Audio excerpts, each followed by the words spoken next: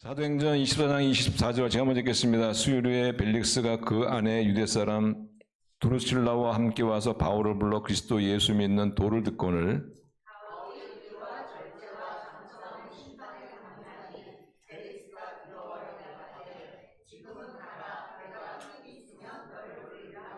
동시에 또 바울에게서 돈을 받을까 바라는 거로 더 자주 불러 같이 이야기하더라.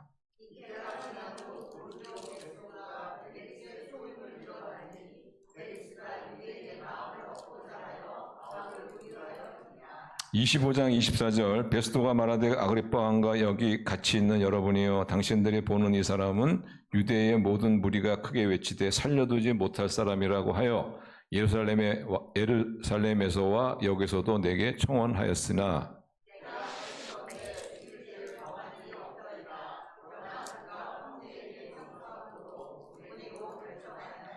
사도행전 26장 19절입니다. 아그리빠 왕이여 그러므로 하늘에서 보이신 것을 내가 거스르지 아니하고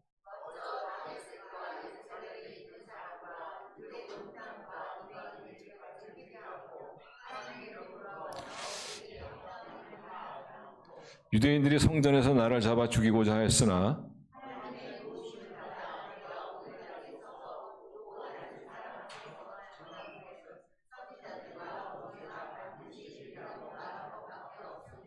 (23절) 같이 읽겠습니다. 곧 그리스도가 고난을 받으신 것과 죽은 자 가운데서 먼저 다시 살아난 아멘. 이스라엘과 이방인들에게 빛을 전하시리라 하매니이다 하니라.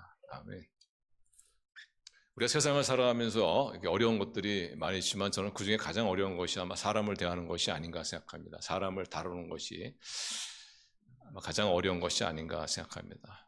기계는 사실 보기에는 복잡해 보이지만 작동 원리만 알고 눌러야 될 단추만 제대로 누르면 쉽습니다. 기계는 오히려 다루기 쉬워요, 사실. 근데 사람은 참 대하기가 어려워요. 참 다루기가 어렵습니다. 우리 부모님들 자녀를 키워보셔서 아시겠지만은 그냥 사랑을 많이 주면 원하는 대로 다 해주면은 자녀들이 바르게 잘 크겠지. 그렇지만 그런 경우도 있지만은 또 그렇지 않은 또 그런 경우도 있죠. 막 반항하고 심지어 어떤 경우는 막 가출도 하고 조금만 일이 문제가 생기면은 막 부모님 원망하는 그런 걸 보면서 참 누군가 얘기했죠. 우리 자녀는 럭비공이다. 지금 어디로 튈지 모르는. 참 다루기가 쉽지 않습니다. 직장 생활에서도 마찬가지예요. 어떤 사람이 좀 취직시켜주면 정말 내가 충성하겠다고 열심히 일하겠다고 그렇게 해서 꼭 필요하지도 않는데 이렇게 취직을 시켜줬는데 조금 지나니까 봉급이 적다면서 투토투되고 사장 욕하면서 다니고 참 이런 걸 보면은 참 사람이란 존재가 힘든 존재구나.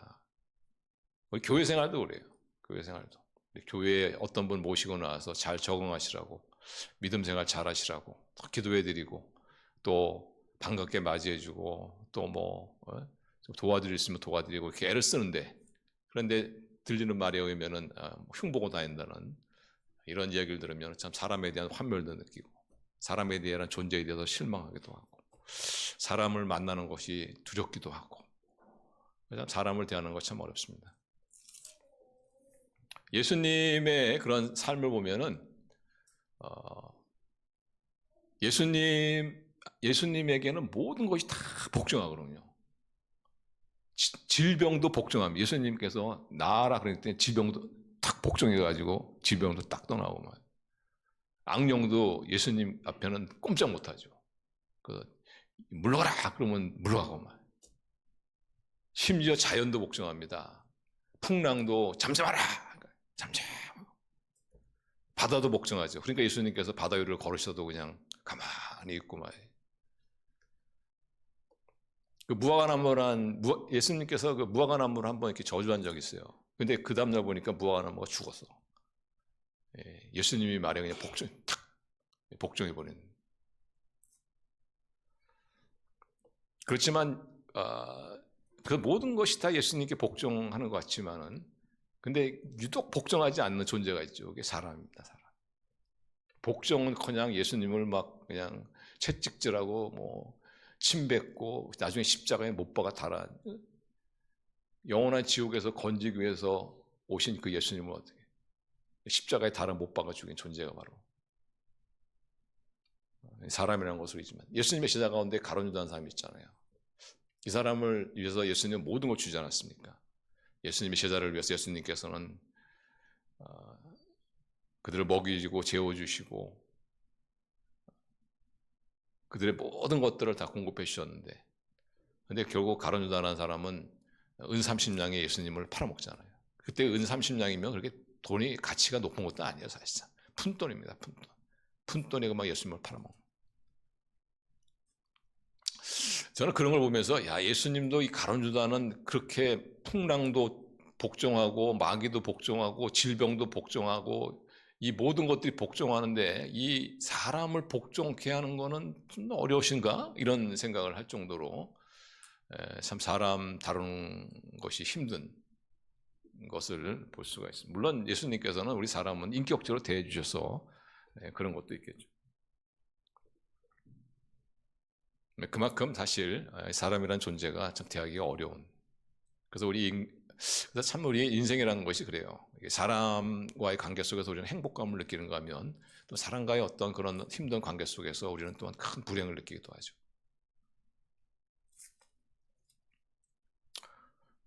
그래도 우리 예수 믿는 사람들은 좀 낫습니다. 어떤 관계가 틀어져도 우리 예수 믿는 사람들은 다시 이 관계가 회복될 수 있다는 걸 소망을 가질 수가 있죠. 왜냐하면 예수님 믿는 사람들은 다 성령님이 계시거든요. 그래서 저 사람과의 관계가 틀어진 거는 전적으로 저 사람 잘못 때문에 그렇다라고 내가 생각을 하더라도 내 안에 정말 성령님이 계시면은 야, 너도 이런 부분에서는 문제다라고 분명히 지적해 주시거든요. 아, 그래, 내가 미처 생각을 못했는데 나도 이건 문제구나 이러면서 다시 또 용서하고 또 화해를 구할 거는 구하고 이러면서 다시 또 관계가 이렇게 새롭게 복원될 수 있는 그런 가능성을 가진 수 있지만은, 그러나 예수님을 믿지 않는 사람들, 성령이 없는 사람들은 참 막막합니다. 한번 관계가 틀어지면은 다시 회복된다는 것이 굉장히 어려운 거예요. 물론 그들도 예수님을 믿지 않고 성령이 없는 사람들도 도덕관념이 있습니다. 윤리관이 있긴 있어요. 근데 그 윤리관이라는 것이 절대 진리에 기초한 것이 아니거든요. 예수님을 믿지 않는 사람들은 다 뭐냐, 전부 다 상대 진리에 따라 움직이는 사람이에요.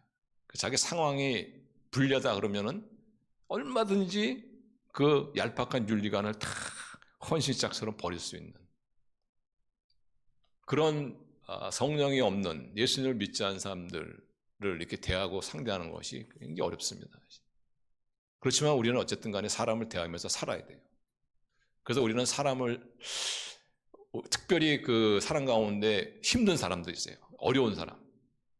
이런 사람들을 만났을 때 우리가 어떻게 대해야 될 것이냐에 대한 그런 좀 지혜를 얻는 그런 시간을 갖고자 합니다. 오늘 본 말씀 보시면 바울이 특별히 세 사람을 대하죠. 세 사람. 벨릭스, 베스도, 아그리파, 이 세 사람을 대합니다. 근데 이 세 사람을 대하는데 이 세 사람이 공통점이 있어요. 공통점. 먼저 벨릭스라는 사람을 제가 간단히 소개해드리면, 이 벨릭스는 불의한 방법으로 돈을 획득하고자 하는 그런 유형의 사람이에요. 그냥 굉장히 어려운 사람이죠.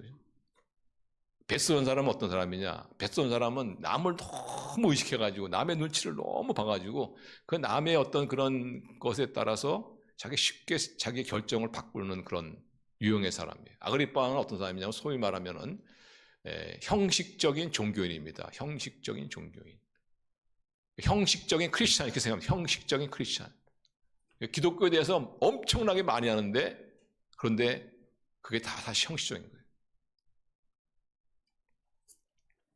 이런 어려운 사람들, 사실 이 세 가지 유형의 사람들이 우리가 인생을 살면서 만나는 힘든 그런 대표적인 사람이라고 말할 수가 있어요. 근데 이런 사람을 바울이 잘 대합니다. 이걸 보면서 우리가 이런 사람을 만났을 때는 이런 식으로 대해야 되는구나 하는 그런 지혜를 얻을 수가 있고, 또 하나는 우리 모두 각자 벨릭스라든가 베스도라든가 아그리파 왕이 가지고 있는 그런 잘못된 점을 어떤 사람은 좀 많이 가지고 있고 어떤 사람은 적게 가지고 있고 차이점이지 사실 다 가지고 있어요.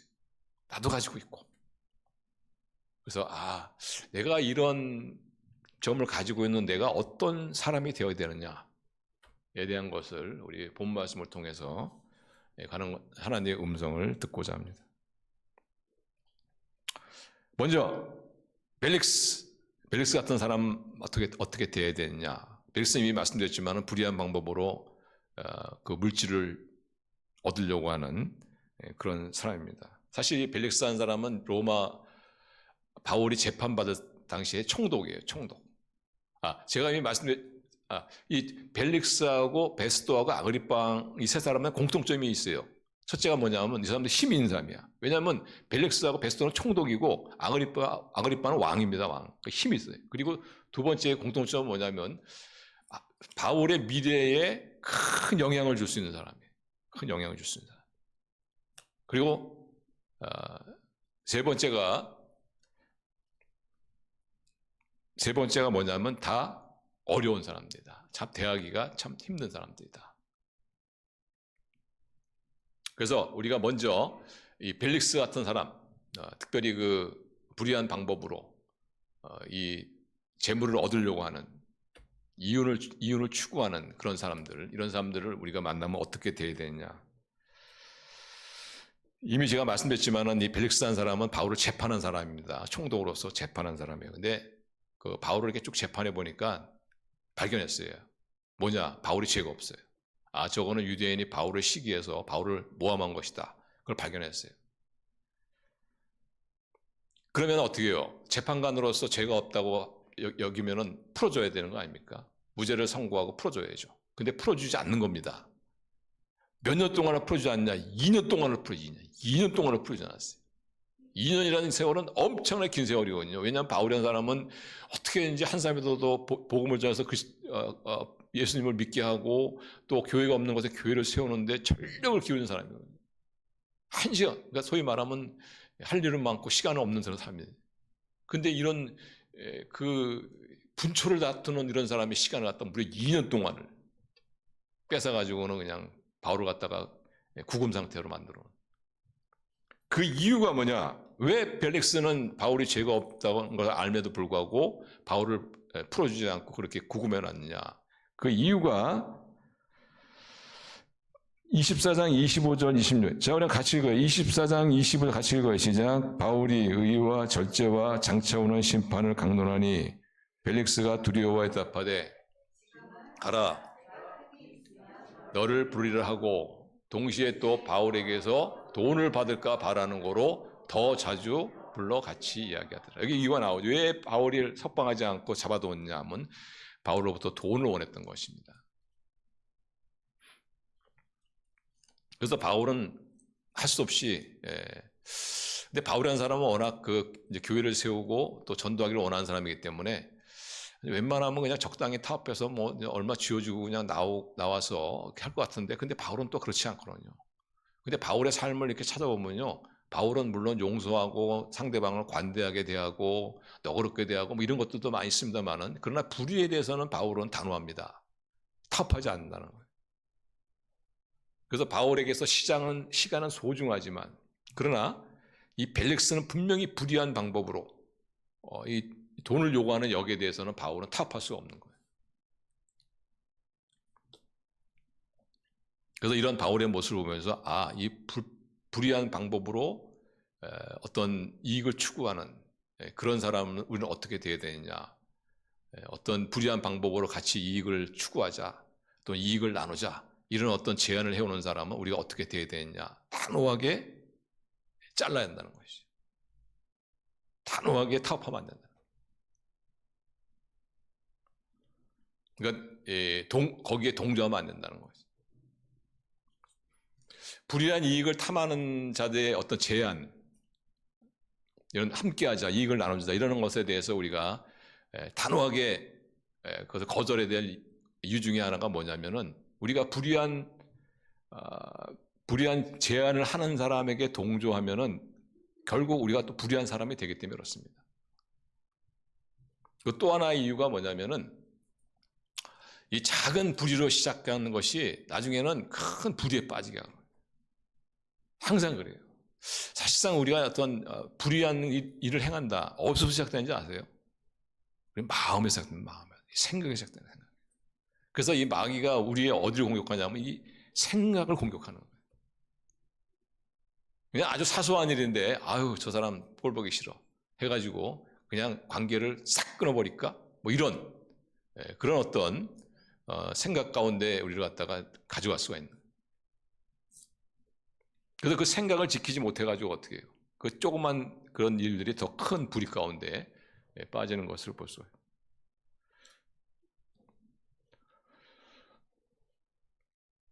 그래서 왜 불의한 그런 것에 대해서 우리가 단호하게 거절하고 타협하면 안 되고 거절해야 되느냐? 그것은 우리가 더 큰 불의에 빠지지 않기 때문에 그렇습니다. 우리도 그런 것들을 많이 경험하죠. 제가 제가 어렸을 때는 우리 나라하고도 경제 어렵거든요, 사실. 그때 대부분 우리 내 또래 애들은 다 고무신을 썼어요. 고무신, 까만 고무신. 근데 조금 그래도 좀 지방에 있는 사람들은 운동화 신었어요, 운동화. 저도 이제 그때는 참 운동화를 너무 신고 싶었는데 어느 날 저희 어머님이 운동화를 사줬어. 너무 갖고 싶었는데 신지를 못하겠더라고. 아까워가지고 더럽혀질까봐. 그래가지고 이렇게 머리맡에다가 운동화 놓고 이렇게 자고 그랬던 기억이 나는데 한 번은 그 운동화를 신고 하다가 흙탕물에 빠졌어요. 그러니까 그 다음부터는 그냥 막 들어가는 거야. 그냥 흙탕물에 막 들어가는 거야. 이양 베린몽 그냥 이러면서 그냥 막 들어가는 거야. 그렇게 되더라고요. 그래서 우리가 이 죄를 짓는 거 보면 대부분 이 부정적인 생각, 좀 이렇게 너무 이렇게 또 사소한 이런 걸로 시작했다가는 결국 큰 어떤 불이 가운데 빠지는 것을 볼 수가 있습니다. 그래서 그렇게 들어가지 않으려면은 아예 초반에 그냥 딱 잘라버려야 돼. 불의한 것에 초반에 딱 타협하지 않고 딱 거절해버린다.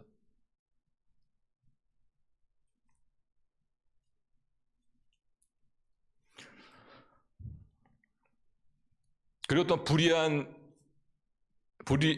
이익을 탐하는 자와 타협을 거부해야 될 세 번째 이유는 뭐냐면 불의한 이득은 절대 오래가지 못합니다.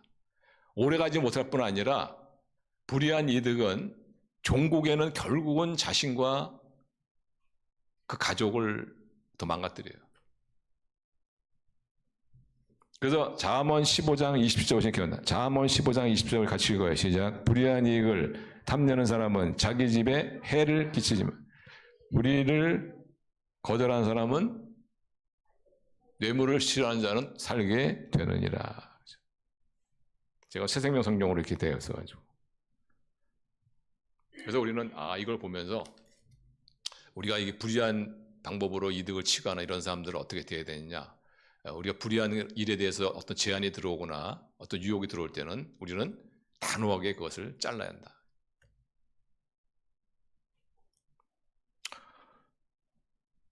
그렇지만 또한 한편으로 보면은 벨릭스와 같은 그런 불의한 면이 우리에게도 있거든요.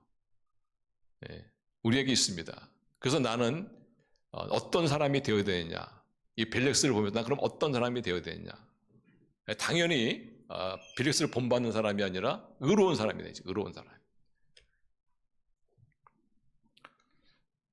그러니까 무슨 일을 갖다 할 때 이것이 의로우냐 불의하냐, 이것이 옳으냐 그르냐, 이것을 생각하고 옳은 것, 의로운 것, 이것을 따라가는 그런 사람이 되어야 합니다. 그리고 혹시라도 불의한 방법으로서 이익을 도모하자는 그런 어떤 제한들이 들어오면은 그것을 단호하게 타협하지 않고 거절할 수 있는. 그래서 어떤 불의한 방법이 아닌 하나님의 방법, 하나님의 축복으로 우리 성공하시는 그런 저와 여러분이 될 수 있기를 바랍니다. 두 번째, 참 우리가 같이 지내기 어려운 유형의 사람이 바로 베스토죠.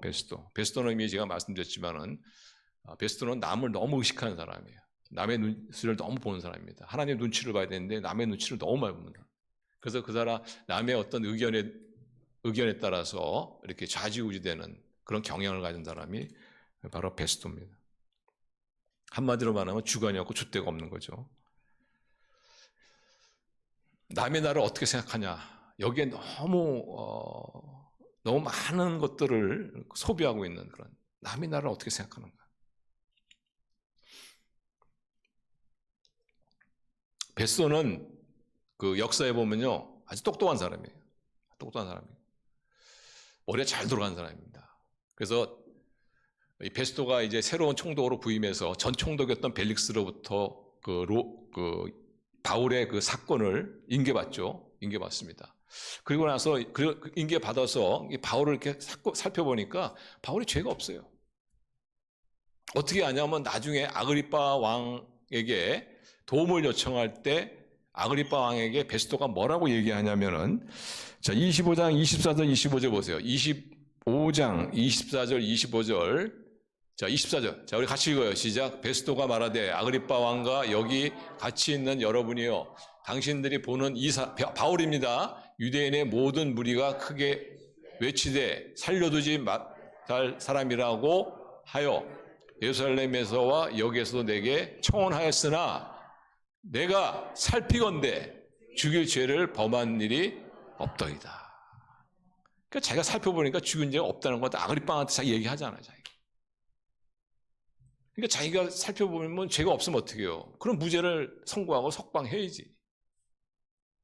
그런데 그렇지 않았단 말이죠. 근데 그렇지 않았던 이유가 뭐냐? 왜 베스토가 석방하지 않은 이유가 뭐냐? 그게 25장 9절에 나옵니다. 25장 9절 보시면 베스토가 유대인의 마음을 얻고자 해요. 베스토가 유대인의 마음을 얻고자 해요. 그러니까 유대인의 눈치를 너무 살피는 거예요. 유대인의 마음을 얻으려고 했던 거예요. 왜냐하면 유대인들의 결정이 자기에게는 굉장히 중요하거든요. 그래서 유대인에게 잘 보여서 자기의 권력을 유지하고 또 자기가 더 많은 이익을 추구하기 위해서 유대인의 눈치를 살피고, 유대인이 바울의 석방을 전혀 원하지 않습니다. 바울을 죽이고자 하려고 하는 사람들이기 때문에. 그래서 죄가 없음에도 불구하고 그렇게 계속 잡아두고 있었던 거예요. 이게 바로 베스토의 문제였어요. 자, 이런 베스토를 바울이 어떻게 대합니까? 자, 25장 11절 보세요. 25장 11절. 한번 같이 읽어요. 시작. 만일 내가 불의를 행하여 무슨 죽을 죄를 지었으면 죽기를 사용하지 아니할 것이나, 만일 이 사람들이 나를 고발하는 것이 다 사실이 아니면 아무도 나를 그들에게서 내줄 수 없나이다. 내가 가이사께 상소하노라. 가이사는 로마 황제를 말합니다. 그러니까 내가 로마 황제에게 이 재판을 갖다가 로마 황제에게 상소하겠다. 그러니까 한마디로 말하면은 바울은 이 베스토를 어떻게 믿을 수 없는 사람으로 간주한 거죠. 아, 이 사람 믿었다면 큰일 나겠다. 이렇게 자기의 이익을 위해서, 자기의 권력 유지를 위해서 유대인의 마음을 살려고, 유대인의 말을 따르고 자기의 생각을 수십 번이나 바꿀 수 있는 이런 사람은 내가 믿었다가는 정말 내 목이 달아나서 개죽음을 당할 수 있다. 그래서 내가 로마 황제에게 상소하겠다. 그러니까 바울은 이 사람을 어떻게 해요? 믿을 수 없는 사람으로 딱 대한 거죠. 그래서 이게 베스토 같은 사람, 어떤 체면 때문에 너무 이렇게 남을 의식하고 남의 시선에서 자유하지 못한 이런, 그 남의 시선을 따라서 자기 생각을 얼마든지 바꿀 수 있는 이런 사람. 이런 사람을 우리는 어떻게 대했느냐? 믿어서는 안 된다는 거지. 이런 사람하고 중요한 계약을 맺으면 절대 안 된다. 왜냐하면 언제 그 마음이 바뀔지 모르니까. 저도 이렇게 여러분들 이렇게 여러 사람들 이렇게 만나다 보면은 어떤 분은 사실 가정에 굉장히 큰 문제가 있거든요. 근데 그런 문제가 있으면은 사실 좀 주위에 좀 기도 부탁도 하고 또 도움도 요청하고 좀 이래야 되는데, 남이 이런 문제를 가지고 있는 우리를 어떻게 생각할까? 이런 어떤 체면 때문에. 그래서 그냥 쉬쉬하고. 그러다 보니까 어떻게 해요? 자녀들하고 배우자하고 더 힘들고, 가정이 더 깨지고. 그래서 우리가 베스토 같은 이런 사람을 줏대 없는 사람. 어떤 쉽게 자기의 이익을 쫓아서 자기의 생각을 바꾸는 그런 사람. 이런 사람은 의지하면 안 된다. 그러면 누구를 의지해야 되느냐? 자기를 노출시키는 사람은 의지해야 돼요. 자기의 약점을 노출시키는 사람. 자기의 문제를 이야기할 수 있는 사람. 자기의 죄를 고백할 수 있는 사람. 자기의 약점을 얘기할 수 있는 사람. 이런 사람, 투명한 사람. 이런 사람들은 의지해도 되는 사람. 것을 우리가 볼 수가 있어요. 그럼 베스토를 보면서 베스토와 같은 그런 면이 우리에게도 다 있지 않습니까? 그러면 나는 어떤 사람이 되어야 되느냐? 베스토 같은 사람이 되면 안 되죠. 신실한 사람이 되죠. 신실한 사람이 되려고 노력을 해야 되겠죠. 그러니까 남이 신뢰할 수 있는 그런 사람이 되려고 노력을 해요. 그러니까 너무 이웃의 어떤 시선이라든가 눈치라든가 또 체면 이런 거에 얽매이지 아니하고 그냥 좀 투명한, 있으면 있고 없으면 없고 이런 어떤 것을 노출시키는 그런 삶을 두려워하지 않는. 그리고 또 하나가 이제 원칙을 가지고 사는 거죠. 원칙을 가지고. 왜냐하면 이 베스토한 사람은 줏대가 없잖아요. 원칙이 없잖아요. 그래서 우리 크리스찬들도 이런 베스토 같은 사람이 되지 않으면 뭔가 원칙이 있어야 돼요. 신앙생활에도 원칙이 있어야 돼요. 가장 기본적인 원칙이 뭡니까? 그 예배 준수죠. 예배 준수. 십계명에 오시면 너희가 그 안식일을 거룩히 지키라고 하잖아요. 그래서 정말 우리 햇불교회 성도님들은 어떤 비행기 타고 해외로 나가지 않는 이상은 또는 어떤 질병 때문에 도저히 몸을 움직일 수 없는 그런 이상 동안에는 정말 원칙을 세워야 돼. 나는 정말 주일 성수를 하겠다. 하나님을 예배한 자가 돼야 되겠다. 그런 원칙이 있어야 돼요. 그런 원칙. 그리고 여러분 예배에 임할 때도 마찬가지입니다. 예배에 임할 때도 정말 예배라는 것이 얼마나 중요합니까? 예배라는 것은 여러분 자신도 중요하지만 여러분과 함께 주위에서 예배드리는 사람도 굉장히 중요한 거예요. 저 사람이 예배에 깊이 들어가는데 내가 방해가 되지 않겠다는 그런 생각도 하셔야 돼요, 여러분들이.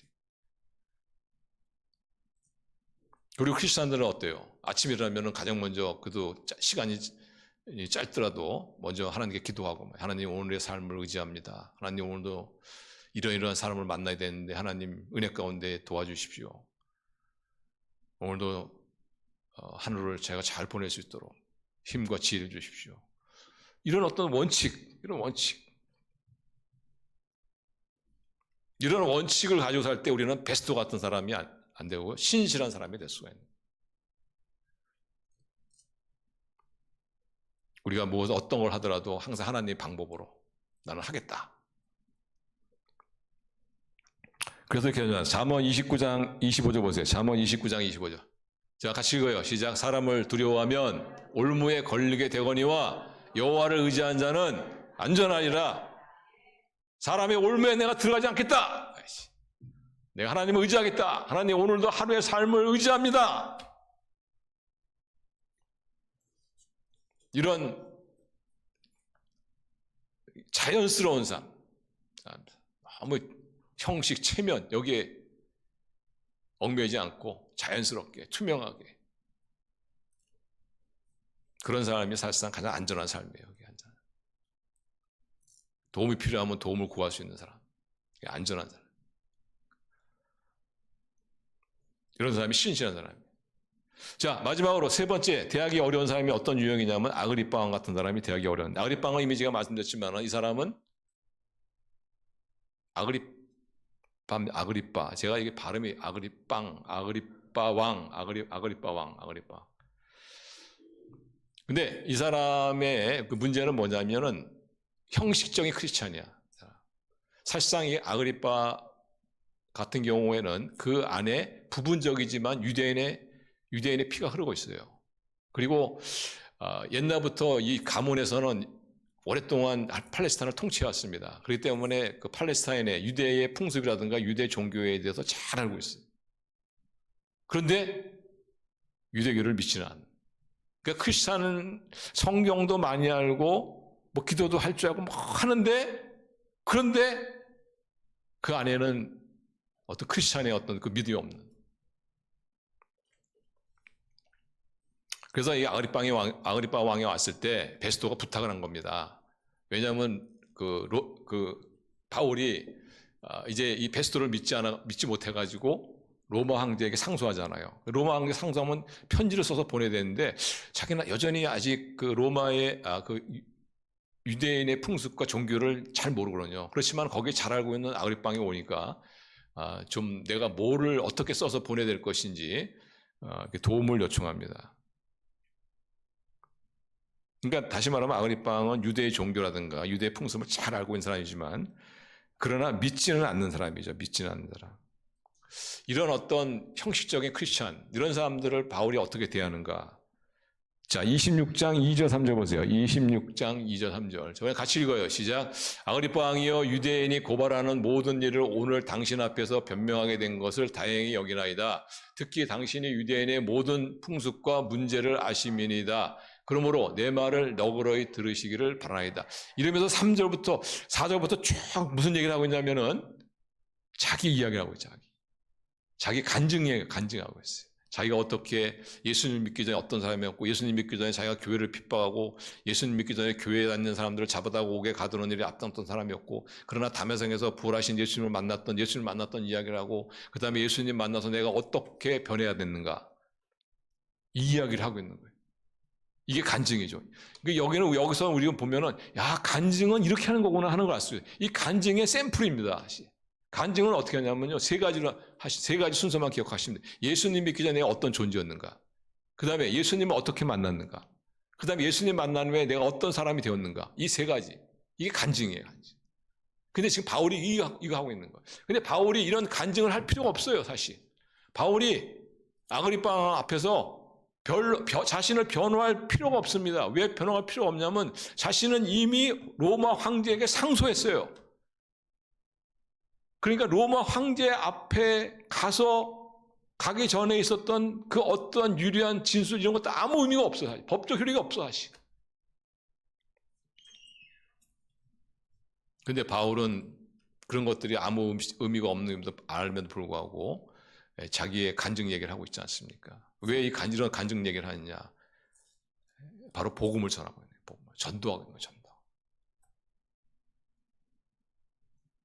그래서 저는 이거 보면서 형식적인 크리스찬들 이런 사람을 만났을 때 우리가 어떻게 되느냐? 전도해야 되는구나. 저는 사실 형식적인 크리스찬 있지 않습니까? 형식적인 크리스찬은 어떤 사람이냐면요. 예수 그리스도를 나의 구주와 주님으로 딱 부러지게 영접한 적이 없으면서 나는 모태신앙이다. 나는 나의 어머니는 권사님이다. 그러니까 나는 믿는다. 이런 식으로. 또는 기독교라는 이것을 항상 윤리적으로 접근하는 사람이 있어요. 윤리적으로. 영적으로 접근하는 것에 윤리적으로 접근하는 사람이 있어요. 저는 이 사람은 형식적인 크리스찬이라고 생각해요.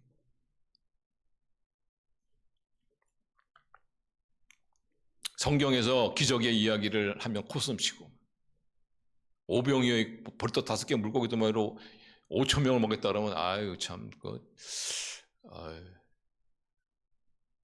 소설도 참 아주 좀 그렇다게 쓰시네. 이런 식으로 악령의 역사, 악한 영적 전쟁에 대해서 얘기하고 그 마귀의 어떤 역사에서 얘기하면 말이죠. 무슨 뜬구름 잡는 식으로 얘기하고. 이런 분들이 다 형식적인 크리스찬들이에요. 근데 이런 형식적인 크리스찬들은 보면 특징이 보면요. 성경도 많이 알아. 성경도 많이 알아. 어떤 분 저보다 더 많이 알아. 혀를 내들 정도로. 기도도 그냥 하는 것 같기도 하고. 그런데 그의 삶에 보면은 그의 삶의 중심에 예수님이 없어. 그가 정말 예수님을 어느 인생의 한 시점에서 나의 구주와 주님으로 정말 모십니다. 이제는 내 삶의 보좌에 내가 앉은 것이 아니라 주님이 앉았습니다. 라는 어떤 분명한 그런 선언.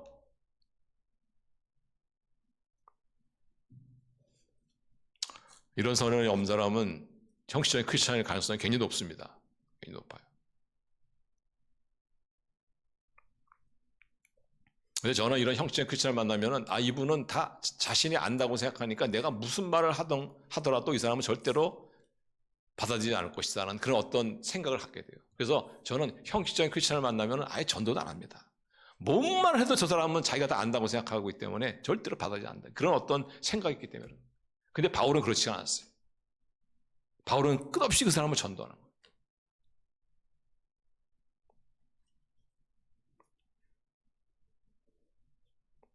그래서 우리도 마찬가지예요. 우리도요. 정말 뭐 자기는 다 안다고 생각하는 그런 사람이 있더라도, 그런 형식적인 크리스찬을 만나더라도 우리 인내심을 가지고 바울처럼 어떻게 해요? 전도해야 할 줄로 믿습니다. 중요한 거예요. 저처럼 그냥 에휴 포기하면 안 돼. 전도해야 돼. 전도해.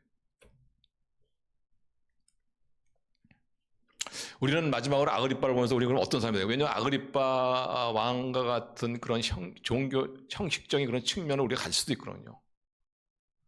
그러면 우리는 어떤 사람이 되어야 되느냐? 그러려면 형식적인 크리스천에서 벗어나야죠. 형식적인 크리스천에서 벗어나는 길이 뭐냐 하면은 바로 다시 한번 정말 내가 내 삶 가운데 예수 그리스도를 나의 구주와 주님을 영접했나, 이 사실을 다시 한번 확인하는 겁니다. 정말 성령이 내 안에 계시는가 확인하는 겁니다. 그리고 정말 성령이 내 안에 계시다 그러면은 성령 충만한 삶을 추구하는 거예요. 성령 충만한 삶을 추구하시는 저 여러분 될 수 있기를 바랍니다. 그것이 우리가 궁극적으로 형식적인 크리스천에서 벗어나는 길이에요. 단순히 예수를 나의 주님과 구세주로 믿는 그것만 가지고는 안 돼. 그거는 기본이야, 기본. 그거는 시작점이야. 성령을 모셨으면 이제 그 성령을 따라 사는 삶을 추구해야 돼요. 그래야만 우리가 이 형식적인 삶을 벗어나서, 크리스찬의 삶을 벗어날 수 있는, 성령의 인도함을 받는 삶을 자꾸 훈련하고 그런 삶을 추구해야 됩니다. 내가 지금 어떤 걸 결정해야 될 건가? 성령님을 또, 성령님 제가 어떻게 해야 될까요? 성령님 저를 인도해 주십시오. 이게 자꾸 성령 충만한, 성령의 지배를 받는, 성령의 인도하심을 받는 이런 삶을 자꾸 추구한단 말이에요.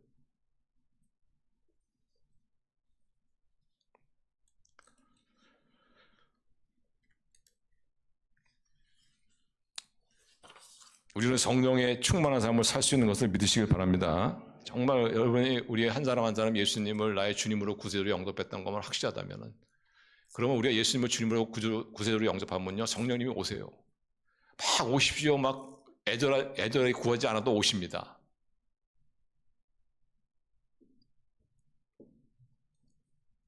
그때부터 우리는 성령의 사람이 되는 거예요. 그때부터 우리가 할 일은 뭐냐면 우리 안에 오신 그런 성령님의 지배를 사모한 삶, 성령님의 통치를 사모한 삶을, 그런 삶을 추구해야 되는 거예요.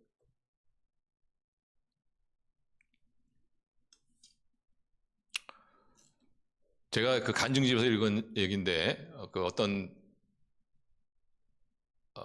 그 믿음이 좋은 자매가 있습니다. 결혼한 그런 자매인데, 그 암에 걸렸어요. 암에. 어쨌든 하나의 은혜 가운데 그래도 좀 힘든 시간이었지만 그래도 회복은 못했지만은 그래도 이렇게 좀 살았어요. 근데 이 자매에게는 그 남편이 있는데, 이 남편이 소위 말하면 형식적인 크리스찬입니다. 뭐 기독교에 대해서 잘 알아요. 근데 아주 그냥 그 성품도 좋아. 성품도 좋아. 그래서 그 부인이 신앙생활하는 거 반대하지 않습니다. 어떤 때는 도와주기도 해. 그런데 자기는 안 믿어. 참 이게 부인으로서의 마음은 그렇지가 않죠. 좀 남편이 예수를 믿으면 좋겠다는 그런 생각. 그래서 권면다고 하면은 아주 우아하게 거절합니다. 아주 우아하게 말이죠. 기분 나쁘지 않게. 아주 굉장히 또 성격도 좋고 인격적인 사람이에요. 그런데 안 믿어. 참 그런 사람이 더 어려운 거예요, 사실.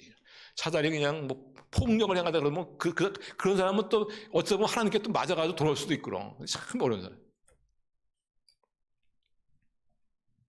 근데 이 자매가 이제 그 암이 이제 그 악화되면서 이제 임종을 맞이하게 됐어요. 그래서 그 나간 출석하는 교회에 이제 목사님하고 이제 교육자들을 이렇게 왔습니다. 이제 임종의 순간을 이제 맞이하기 위해서. 목사님 물어봤어요. 자매님, 지금 이 시간 가장 원하는 게 뭡니까? 혹시 있습니까? 있으면 말씀해 보시라고. 그랬더니 그 자매님이 뭐라고 하냐면은, 남편을 쳐다보면서, 뺀질뺀질한 남편을 쳐다보면서, 저 사람이 좀 예수 믿었으면 좋겠다. 근데 사실상 말은 그렇게 했지만 제가 사실 놀랐어요. 지금 자기가 죽어가고 있는 거거든요. 사람이 자기 죽음을 앞에 두고 어떻게 그런 얘기를 할 수 있을까? 그걸 보면서, 야, 저 자매는 정말 성령에 사로잡힌 사람이구나. 그래요? 그래서 이제 목사님이 이제 3분 메시지를 전합니다. 간단하게 복음을 전해 그 남편한테. 어떻게 하십니까? 믿겠습니까? 안 믿겠습니까? 남편이 뭐랬겠어요? 제가 예수님을 영접합니다. 그러니까 그 자매님의 얼굴이 정말 그 마지막 임종의 그 기쁨, 차고 넘치는 기쁨이 저는 더 이상 소원이 없습니다.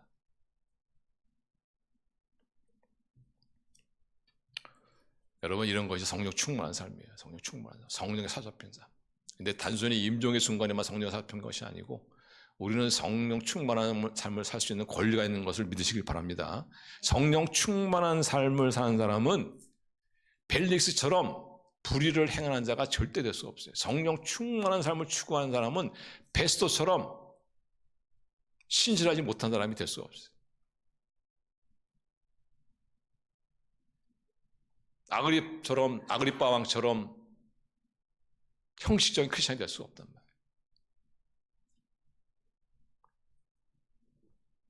우리 성도님들, 혹시라도 우리의 삶 가운데 어떤 그 형식, 그래서 자꾸 이 기독교를 어떤 종교적으로 접근하려는 그런 나의 그런 형식적인 면이 없는가 있는가 한번 살펴보시고, 그런 것이 있다면은 이 시간에 정말 그거 심각하게 생각하셔야 돼요.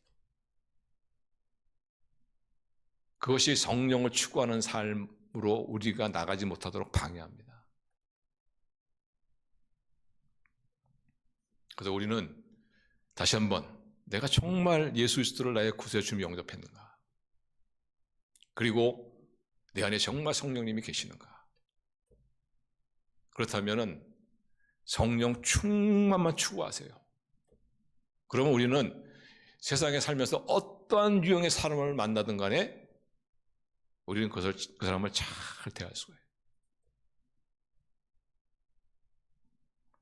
성령 충만이 해답인 것을 여러분 믿으시길 바랍니다. 그래서 우리가 오늘 말씀을 좀 약간 부정적으로 접근했지만은 우리가 정말 남이 우리 신뢰할 수 있는 사람이 되어야죠. 남이 의지할 수 있는 사람이 되어야죠. 그런 사람이 되기 위해서는 우리는 다른 방법이 없어요. 성령 충만을 추구하셔야 돼요.